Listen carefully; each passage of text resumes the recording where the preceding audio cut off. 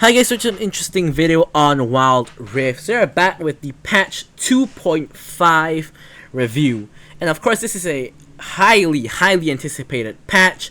Every major patch is, and this is a long one. Now just take a look at the table of contents on the right side of your screen. Just take a look at how many changes there are right here. So in the interest of time, I will be trying to go as fast as possible. Maybe we'll gloss over some of the changes that I think doesn't really matter too much. If not, this video is going to be like an hour long, and I have done an hour long patch notes review before. I believe it was patch 2.4. I can't really remember, but anyways, let's not waste time. Let's get straight into it.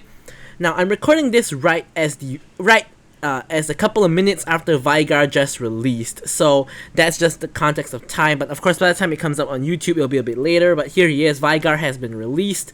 Other champions that are coming are Jace and Caitlyn later on in the patch, as they have mentioned in the preview over here.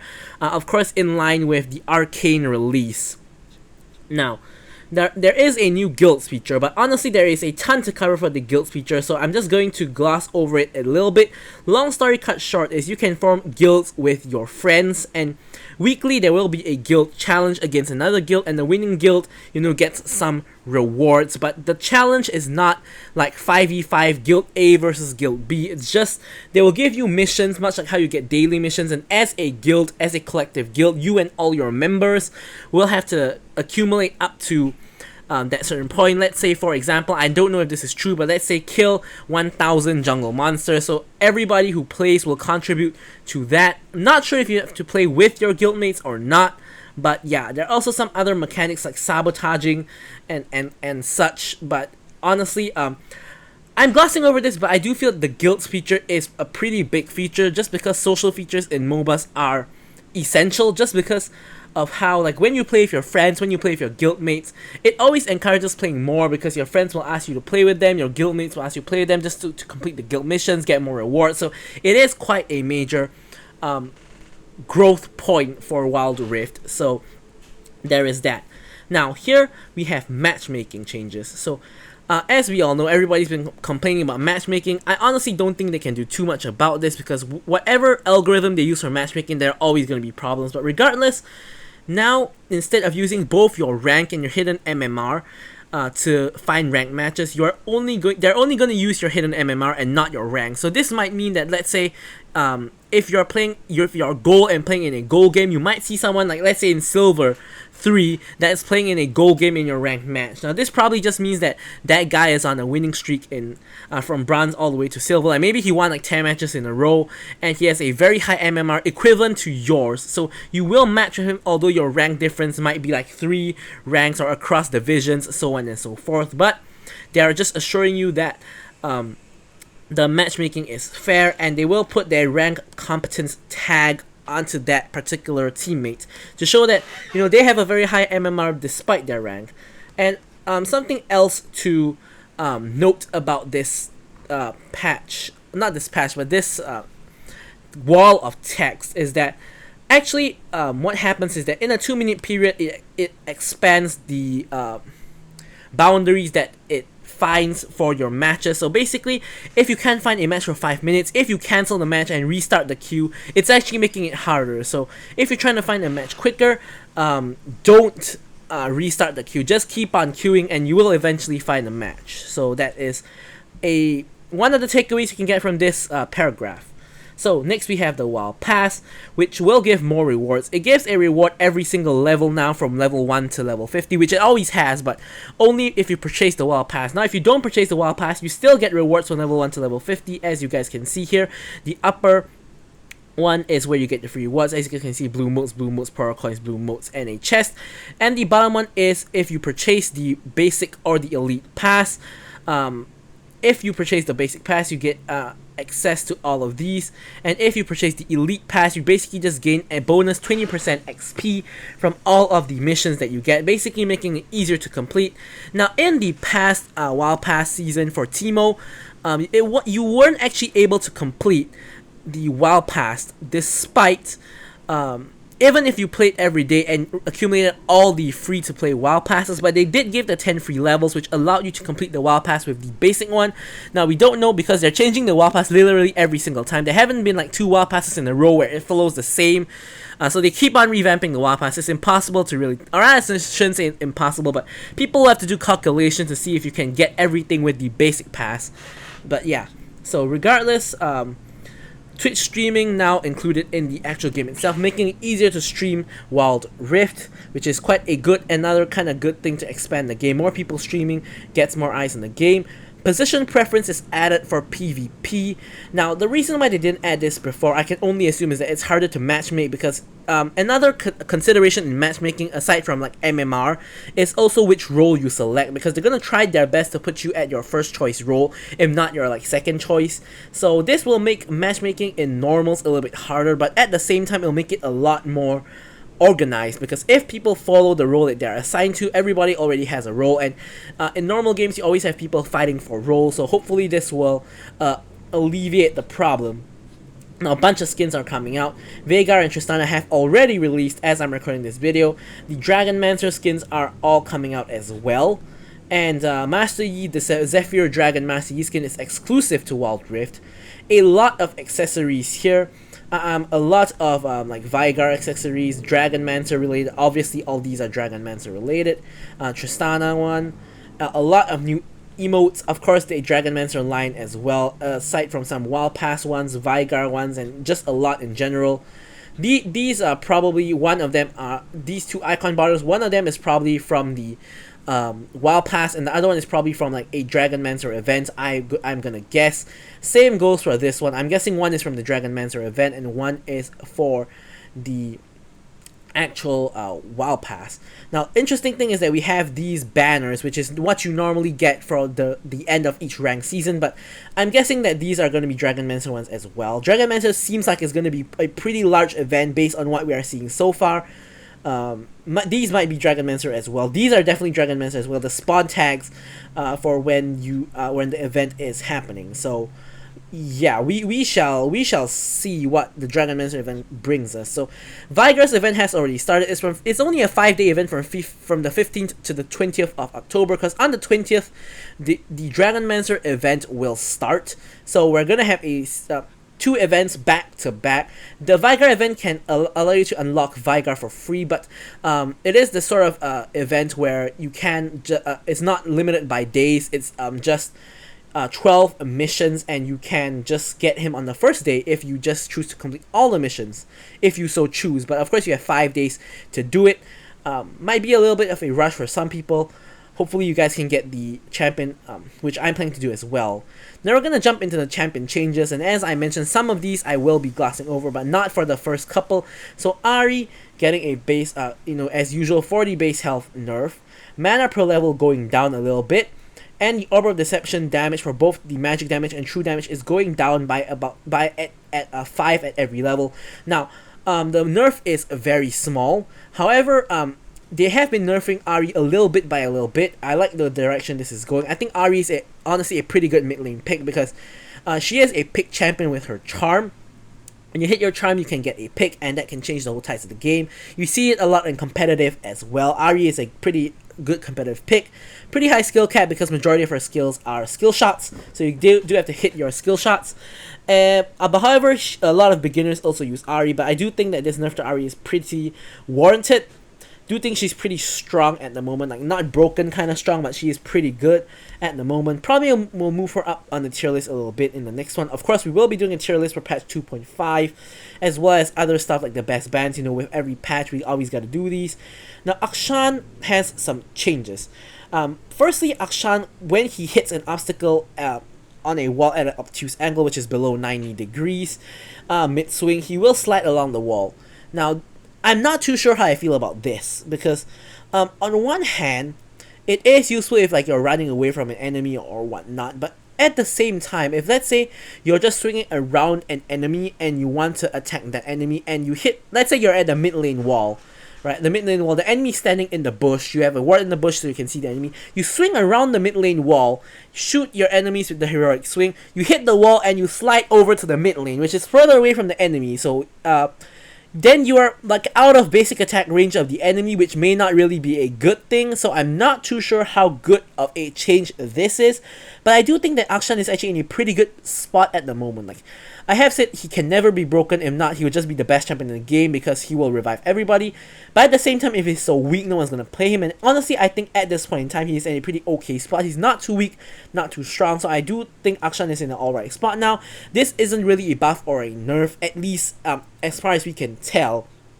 Now his ultimate has a bug fix where it correctly states you can execute minions. That doesn't really matter. What matters is that there's an indicator to display when your enemies are in the kill threshold. Now the League PC has had this for the longest time. I always was wondering why Wild Rift didn't have this, because it's just like, you know, Evelyn, like when they're low, there's an indicator to see when you can execute, and so on as well. So I'm not really sure why, like, you know, this isn't the case. Like Evelyn should have this as well. So that is always a good thing. So anyways, next change is Annie. So Annie has quite a pretty huge change on her ultimate, but first up, her E cooldown going down, actually not going down. It used to be a constant 12 seconds, but it's now having a scaling cooldown. So at max level, it is going down, but at base level, it's going up by 2 seconds. So the shield amount is also going down. Like the base amount is going down, but at max level, it's going up, and the AP ratio is going down slightly. Overall, at max level, it will give, I believe it's slightly less based on the math, because of the AP ratio, which is of course more important since Annie builds full AP. Anyways, Tibbers.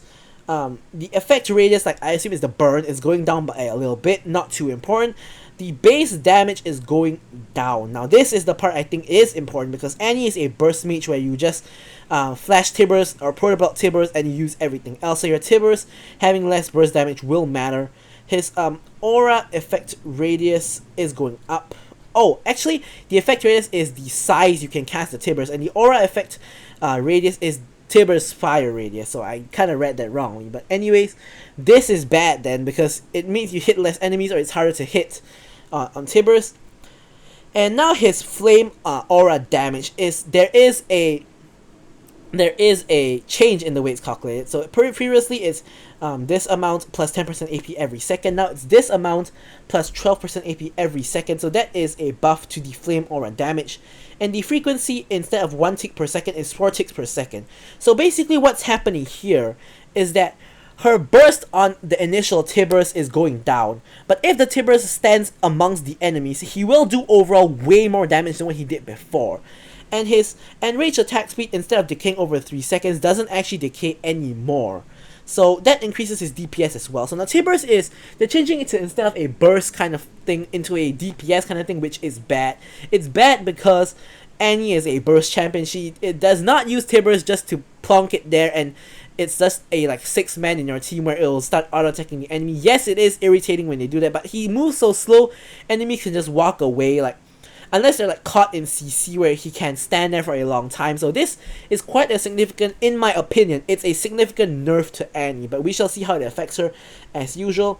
Now Ashe, her slow is going up quite a significant amount, as well as her critical slow going up by a significant amount as well.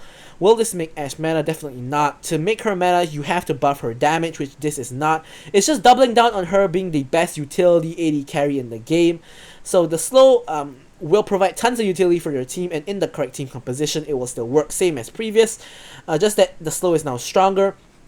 Now this change I think really doesn't make sense. They're nerfing Aurelion Sol's armor by 5, and his Celestial Expansion's movement speed by 10%, because they're saying Aurelion Sol is a pretty good pick. I disagree this completely. I think he's a horrible pick. This nerf just gonna make him worse, unfortunately.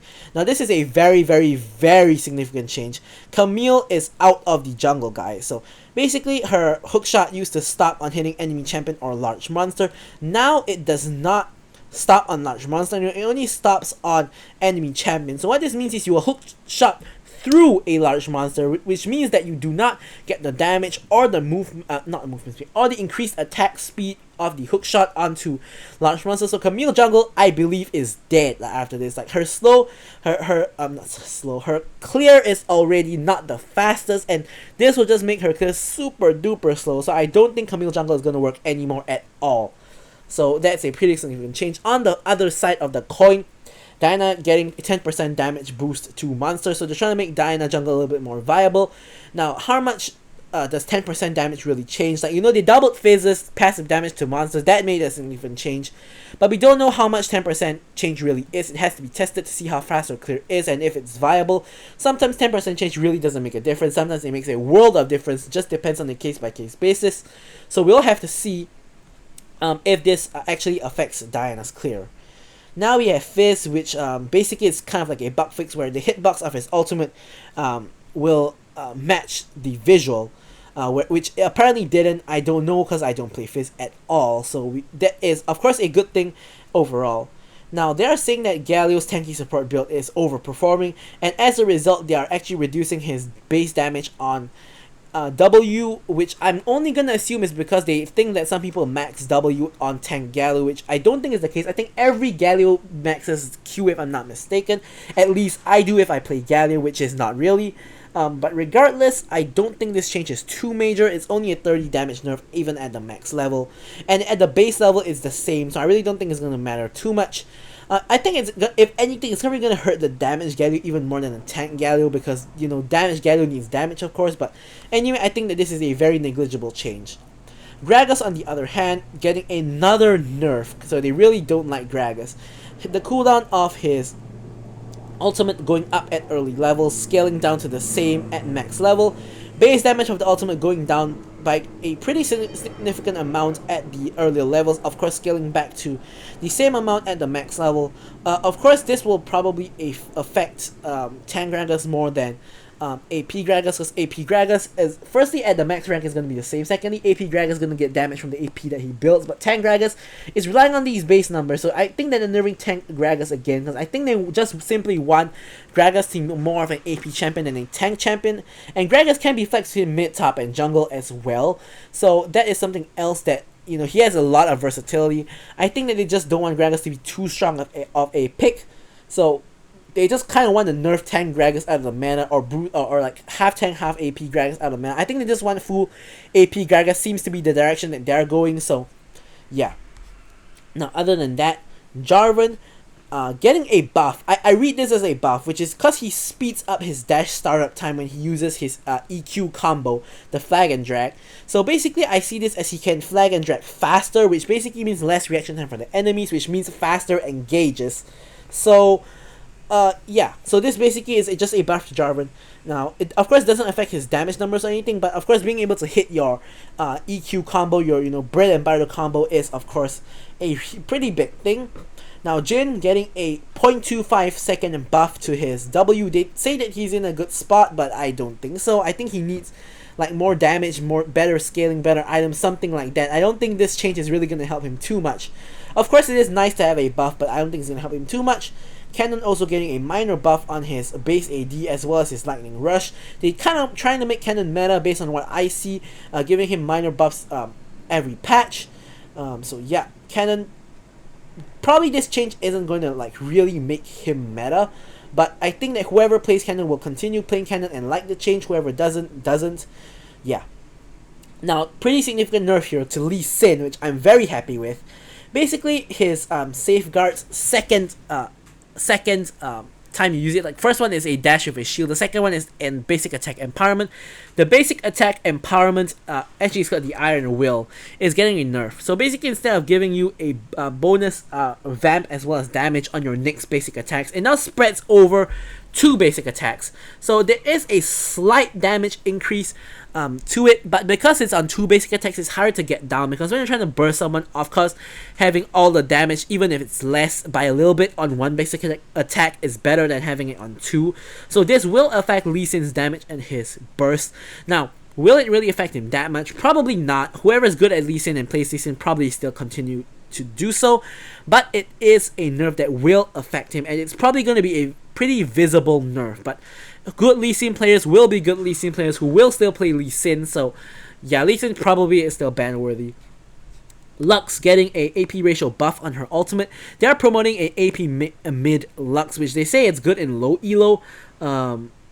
But yeah, I don't really see AP Lux mid that often, and I kind of only see Lux support who sometimes build AP, but of course this will help AP Lux quite a bit. Of course, she is not a very popular pick, so of course a buff is warranted. On the other hand, Nunu is played quite a bit and is a, you know, a very niche spot of a tank ganking jungler who is picked a lot, so nerfs are warranted. He's getting a base armor nerf, sorry, not a base armor, a armor per level nerf, which will affect him slightly, but of course it's only a 0.4 armor nerf. Overall, when you reach level 15, it's just a couple of points of armor, not too major. His consume true damage to monsters is going down, which does take away from one of his greatest strengths, which is the consume smite combo to secure. But even like being an 800 instead of like 980, it's only 180 damage.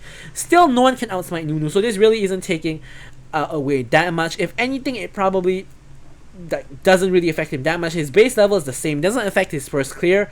Doesn't really affect him too much in my opinion, because it's only the damage towards monsters and minions, not towards champions.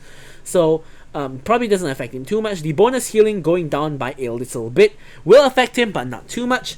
The bonus heal per bonus health ratio going down from 9 to 8%. So overall, just less healing and less damage to monsters and minions, but probably doesn't affect him too much. Nerf is definitely a step in the right direction though, so I'm not going to complain about that. Pantheon getting a buff, 10-second reduction of his ultimate cooldown. Probably not going to affect it too much, so we're just going to fly by. Now Riven, of course, in dire need of a nerf, at least in my opinion. Her base damage on her Q is going down by 5 at all levels, but she casts it 3 times, so it's effective like a 15 damage nerf, which is, you know, I wouldn't say it's, I would say it's like a decent amount. Like, it's not a lot, but it's not a little bit either, so it's a decent amount. Probably it will matter. And the one that really matters is her E cooldown going up by a second, because her E gives her a shield which she procs like in the late game every like 2 seconds or so, which really is a problem. I think a 1 second nerf is pretty lenient, and I do think that she's probably gonna get nerfed again, because I don't think that this nerf is gonna address the Riven problem. So I think her E cooldown needs to be nerfed a little bit more harshly, maybe by 2-3 seconds instead of just 1 second. But yeah, Riven gonna be a little bit weaker, but whoever plays Riven still gonna play Riven. It's the same for a lot of these champions. None of these nerfs are so major that they're gonna kick them out of the meta, or kick them out of whoever, or not kick them out, but gonna stop whoever is playing them from continuing to play them. Seraphine getting a pretty nice buff, where she starts with maximum passive stacks at the start of the game. So instead of like having to take E and launch it twice on the way to lane, you can just take E, walk to lane, and cast it for the root, if that's what you so choose to do. If not, you get a double cast of like Q just for more poke in the early in the start of the game, not even the early game, at the start of the game. So it's a very nice buff. Of course, doesn't really matter too much in the grand scheme of things, unless your team runs into like a level 1 fight where it could matter a lot. But yeah, Shyvana getting a buff where her clear speed is increased because of her increased damage on her W, which is going up by 5 per second, as well as the passive, where you get bonus damage against dragons, going up by 5%, increasing her dragon clearing speed. Of course, pretty nice. Shyvana's been out of meta for quite some time. Giving her clear speed a boost is going to be helpful for her. Soraka getting a root duration increase of 0.25 seconds, about the same as Jhin. Doesn't really matter though, because basically every other support, more or less every other support outclasses Soraka, and you will like never pick Soraka. You can't say never, because you will only really pick Soraka or any champion for that matter if there's something that makes them super duper broken. Like I say, there's one day something makes it such that Soraka can heal people for absurd amounts and with like very little cost. People will pick Soraka because it's simply no one can out-sustain their lane. But at this point in time, no one's gonna pick Soraka because she can't really do anything. Tristana gets yet another buff, a 1 second cooldown at all levels to both her Q and her E. Of course, getting the skin buff, a later skin just came out for Tristana, so getting a skin buff. But doesn't really matter too much in my opinion. I mean, it does. I think that this buff doesn't necessarily change Tristana, but I think something later on we'll cover will change Tristana and probably make her more viable. But yeah, so there it is, Tristana. Now this is probably the biggest change in the whole patch. It's Tryndamere. So first up, his base AD going down, his AD per level going up to compensate, and his starting bonus attack speed going down by half. Now seems so far it's a pretty big nerf, but you get over to the passive where it is the huge buff. So your Fury gain is kind of like doubled. So here at base level it's doubled, and at max level it goes from 3 to 5% of Fury. Your crit rate gain from Fury, I should say. So at previously, I'm just gonna take it max level. At max level previously, the 3% crit gain, I believe, translates to 30% crit chance, and now it's going to go to 50% crit chance, which will matter a lot. Now, Fury gain from unit kills with attacks goes up from 10 to 5, so it's a lot easier to stack up your Fury. And this is the major part. Attacking an enemy champion grants 50, scaling all the way up to 75% attack speed for 5 seconds. Now, for comparison, 50% attack speed at level 1 rank, not even rank 1, at rank 0 ultimate at level 1, this is rank 1 ultimate, rank 2 ultimate, rank 3 ultimate, 50% attack speed at level 1 when you attack an enemy champion is the same as getting like a Wit's End, which only gives 45% attack speed. So this new part of his passive itself gives more attack speed than any item in the game, and this is very, very significant, and I think this will make Tryndamere meta. I think this change will make Tryndamere meta. I'm pretty sure it will. So this change is obviously targeted at top lane. So they did mention here that they are trying to make him more viable in top compared to jungle, because jungle seems to be a stronger role for him. It has always been, to be very honest, because his laning phase is not really the best. And Tryndamere is meta in League PC at the moment. People are playing it at Worlds, which is ongoing at the moment. So Tryndamere top, Tryndamere mid might be a thing. Tryndamere mid could always crop up in Wild Rift as well. Heal amount on his Q going up. The slow amount on his W is going down, probably to compensate for this insane damage. And his Undying Rage now has this new passive, of course, the bonus attack speed based on ability rank, which is also covered here. So it's kind of like double mentioned, but yeah. So I think Tryndamere is going to be meta. I think Tryndamere is going to be a monster, because Tryndamere, his Undying Rage is just so annoying to play around. And with the attack speed, I think he's just going to be a scary 80 melee carry in the top lane, most likely. I don't like these changes at all, because I'm an 80 carry main. I don't want to be run down by a Tryndamere, but Tryndamere I do believe will be meta. Now, Wukong, someone else they're trying to nerf out of the jungle. His passive no longer stacks on jungle monsters, only stacks on enemy champions and epic monsters. Epic monsters, of course, is Baron, Dragon, Rift Herald. So, I think that this probably makes jungle Wukong dead. Now, people probably will still try it. However, we do know, and Riot have very, very clearly stated, they are trying to make Wukong into a Baron laner. They have been giving him buffs for Baron lane Wukong repeatedly, like the healing on minions, and they have been nerfing jungle Wukong, and this nerf I think is the nail in the coffin, because not having your passive, which is increasing the damage you do to jungle monsters as you attack it more, of course shredding their armor, I think it is an issue. I think it is an issue, because his clear is not the fastest already, his clear is not the healthiest already, and this makes his clear just horrible. So likely it makes his clear very horrible. Of course, it has not been tested yet, but I don't think I don't think Wukong in the jungle is going to be very good anymore. Probably he's going to be now a Baron laner. Now Ziggs, they say he's too powerful, he needs a nerf. I agree, but this is not the way to nerf him. They're nerfing his mid-game damage on his passive. His passive damage really doesn't matter that much anyways, and in the early and mid game it's the same, so really they're just nerfing his mid-game damage on his passive. I don't think it matters too much. So yeah, ARAM, they're adding a Scryer's Blue just to check bushes, small change. The gameplay changes. So to prevent miscast, abilities that buff allies can no longer target clones. So for example, the Wukong clone, so good change, I guess. Supports are getting more gold. So starting from 4 minutes, they will get double the bonus gold per second. So supports can get items easier and they get more gold in general. Of course, good for anyone who plays support. And just, like I say with these kind of gold changes, it's just even across the board. So probably not too major. Now, Flash getting a change where where skill shots can be cast with Flash. Of course, this is a bit of a confusing change, because some dash abilities that do not allow Flash to be cast in the middle of their animation, these will remain unchanged. So it doesn't work with some abilities, it works with some abilities now. The example they're giving is Riven's Broken Wings final cast of Q, that it works with that now.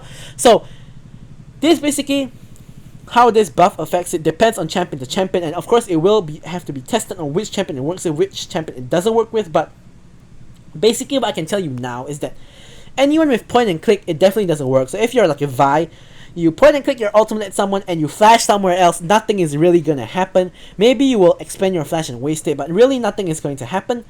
But on someone like Camille or Jarvan, where you can E flash on Camille or like EQ flash on Jarvan, it's probably just going to remain the same.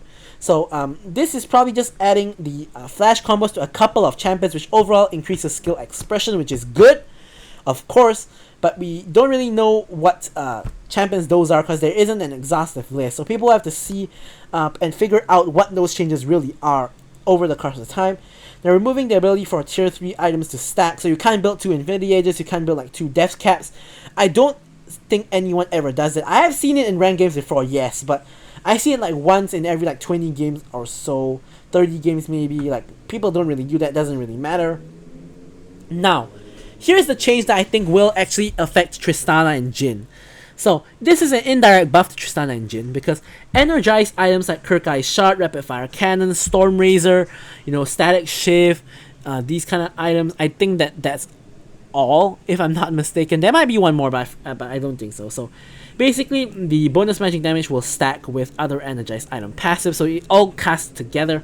And the Static Shiv's energized attack bonus magic damage stacks with other energized items passive as well.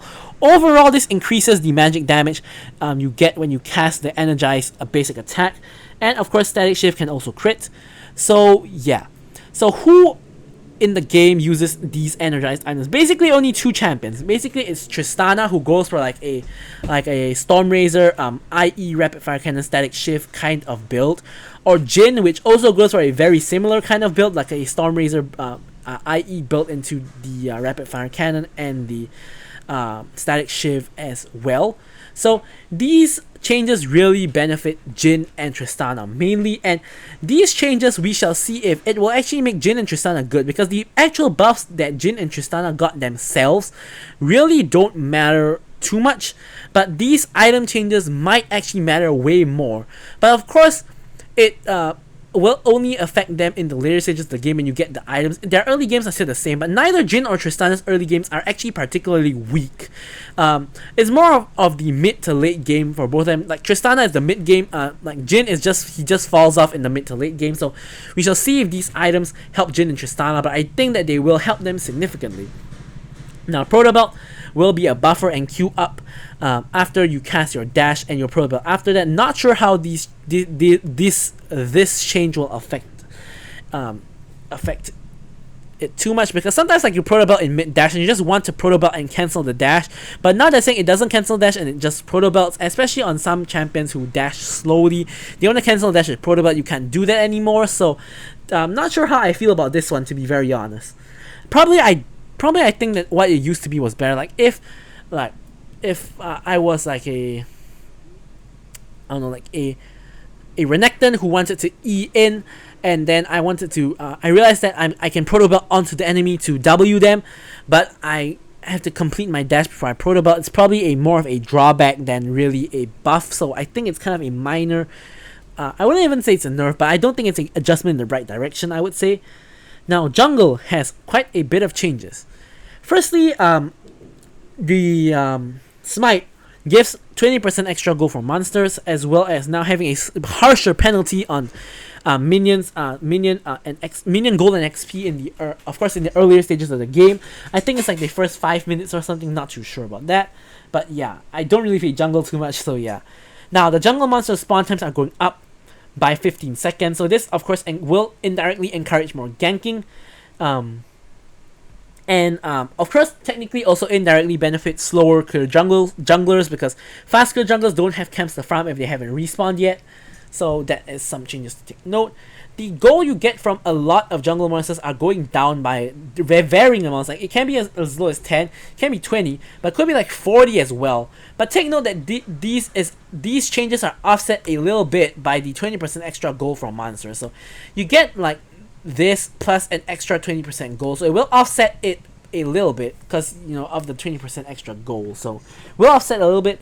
But yeah, it's still overall just a nerf to jungle gold from camps in general. So it also encourages more ganking, because if you gank and kill, you get more gold.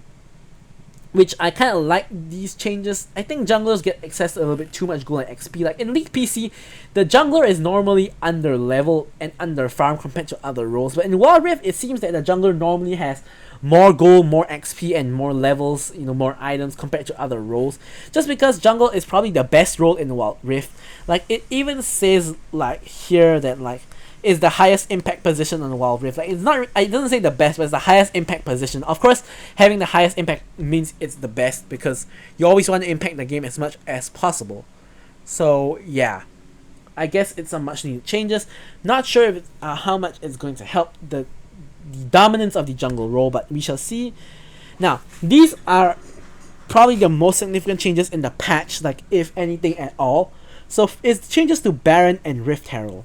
Now, firstly, the Baron is going to spawn later, and the Baron buff is getting like a cut in half. So the strength of minions is going down by half. Now, Baron Empowered minions bonus damage is not the tankiness. So the tankiness of the minions are going to remain the same, but the damage the minions do is going to be cut in half. So that is something to take note of. So Baron buff will be a little bit easier to defend against. Of course, killing waves is going to be as hard, but the minions do less damage to the towers. Now, Rift Herald can now spawn for a second time after 4 minutes. So after you take the first Herald, it will spawn 4 minutes after that. And the despawn time, of course, now is going from 9 to 12 minutes. So Baron is now going to come at 13, as mentioned. So, strange how they used like 9:00, 12:00, but here they use 10 minutes and 13 minutes. So, yeah, a little bit of inconsistencies there, but yeah. So Rift Herald damage to structures, the calculation is different now. So instead of 200% of the Rift Herald's AD and 20% of its health, which nobody knows what those values are anyway unless you probably Google it, is now a flat 150 plus the champion's level times 50. So I'm not sure how this damage affects the Rift Herald. Now previously, the first Rift Herald, we do know that it takes like about 2 tower plates. So normally if you've taken 1 tower plate and you cast Rift Herald, it will take the tower. We'll have to see if that's the same or this does more damage or less damage, because it will affect how you use your Rift Herald. But of course, this puts more value on the second Herald, because when you get the second Herald, your level will be higher. So it overall will mean that the second Rift Herald does deal more damage. So that is something to take note of. And the self-damage on charge is going to just be a flat 70% current HP now. So normally it's like full HP, you crash in the first tower, you'll be at like 30% or less HP. So after you probably can only get a maximum of 2 charges. Like I have seen like current Rift Herald, you can get like 3 charges or 4 charges. Like if no one stops you, you can clear 1 tower, charge into the second tier tower, clear the second tier tower, charge into the inhib, clear the inhib, and charge into the inhibitor as well. So that is possible. Now I think that probably the maximum charges is going to be 2, I think. But I think likely because the maximum charges is 2, I'm going to assume this means that this is going to overall do more damage than this, but we'll have to see. But of course, having a second Rift Herald changes the game, having a later Baron changes the game, so we have to see how people play around those. Of course, sometimes there could be like, now there is a Dragon or Herald kind of dilemma. Now there could be like a second Herald or a second or third Dragon dilemma, so it definitely changes the game quite a bit. Now, communications and socials, not too important. Now, this is important. Revival and Zanya's effects have a countdown visible only to allies. So you can see how much longer your ally stasis lasts, which of course can plan around the team fight a little bit better. Like if you want to like buff them, or if you want to like just smack the enemy away right as the stasis is about to end, or something like that. But wherever this is just going to be useful. The rest, not too important. Now here are some changes for melee champions. Now it's gonna prioritize attacking enemies instead of minions, because previously sometimes you like want to attack an enemy, you press the attack button, but the minions closest to you target the minion on accident. Personally, for me, it doesn't really matter, because for myself personally, when I play melee champions, I always use the minion button to attack minions, and I always use the attack button to attack champions anyways. So I wasn't really affected too much by it, so it doesn't really matter to me, but I think it will help quite a lot of people. Now, dash and move direction is on. When you tap to cast ability without a movement stick input, it now dashes at targets instead of the direction your champion is facing. Now this is actually significant, because this could lead to a lot of mistakes at low elo. For example, flash is probably the most easiest example to give. So now if you're running away from your enemy, and you tap flash at previously, you would flash away from the enemy because you would flash in the direction you're facing. But now, from what I'm reading, if you are running away from the enemy and if you press your flash without dragging it in a direction, it will auto-target towards a target, and the target is the enemy who's chasing you. So you're gonna end up flashing straight into the enemy's face, which is definitely not what you want. So you need to choose the direction. Now, of course, for me, it doesn't matter. I always choose the direction, but I think in low elo especially, this could be making the game a little bit harder. Yeah, so nothing too major here. And store now includes a yellow dot for like new items or things you haven't viewed yet, and you also get a bonus skin for when you purchase wild cores. And yeah, that is more or less it. So hopefully this wasn't too long, but thank you guys for watching the video, and goodbye.